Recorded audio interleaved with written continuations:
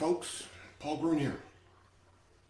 In this video, I'll cover the second of 8 essential steps in conflict resolution, at least according to Dudley Weeks in his book of that title. Step 2 is clarifying perceptions. This step's important because behavior is based on perceptions. What people perceive becomes their reality, yet we choose our perceptions. We don't have to be slaves to them. Weeks covers 3 areas that need to be clarified. Perceptions of the conflict, of the self, and of the conflict partner. So let's start with clarifying perceptions of the conflict. It's easy to assume that everybody knows what the conflict's about, but people perceive things differently, so don't make that assumption. One side often feels hurt or angry or mistreated in some way, and they'll make assumptions based on their perceptions, but don't assume anything about the other side. Also, most conflicts involve a lot more than just one particular thing that might have been said or done, so it helps to ask clarifying questions. And there's a bunch. Here's just a short list. Is the conflict over one isolated event or something that's not consistent with the rest of the relationship, or is it just the latest in a series of conflicts, something that indicates a problem as a whole? Is it a problem with the other party, or might it be an internal conflict within you?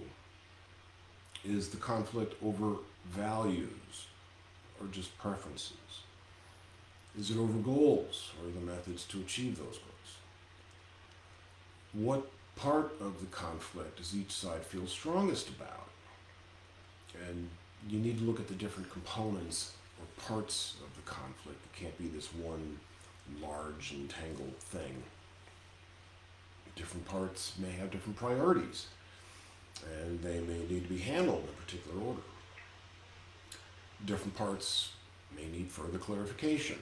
For example, there's conflict over values. It'll be important to clarify their importance to each party and to the relationship.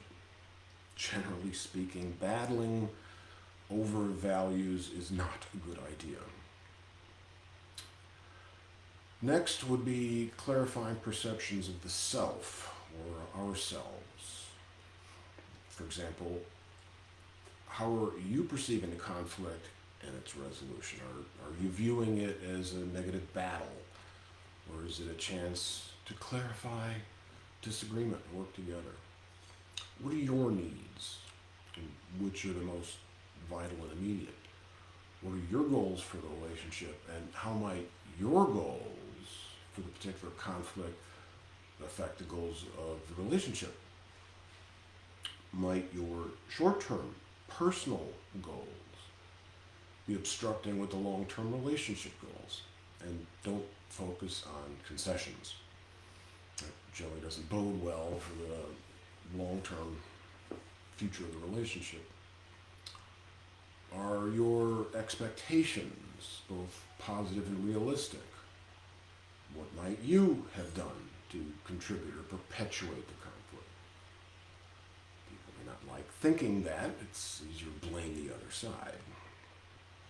And last, at least on this topic, is how might the other side be misperceiving you? And what might you have done to cause that? So of the 3, finally, there's clarifying perceptions of the other party. You need to clarify your perception of the other party, and they need to clarify their perception of you. So try and avoid stereotyping. That'll just escalate the conflict and make it worse. And don't define them by what you think is their most negative behavior. So listen, which isn't always easy. Try and be observant and sense all the nonverbal cues. For example, is anyone fidgeting or grimacing or showing shock or staring off into space. So asking clarifying questions of others is similar to the questions you ask yourself. I need to let Percy in. Come on. Come on. Come on. The cat can't be left alone. So are they even stating their needs? Or are they really just stating their demands or desires? What's led them to think or believe as they do? Ask why they did something. Or why they're seeking a certain outcome. You obviously need to do this in a non-threatening way. For example, you could say, I think I might better understand where you're coming from if you'll take me through the events you think have caused the conflict as you interpret them. So, that's enough for now. I'll cover the remaining 6 steps in future videos. I'd ask you to please comment below if you've got any thoughts or stories you'd like to add, and please check out my YouTube channel for the rest of this series. You'll find them in my playlist on life. So that's all for now. We'll see you next time.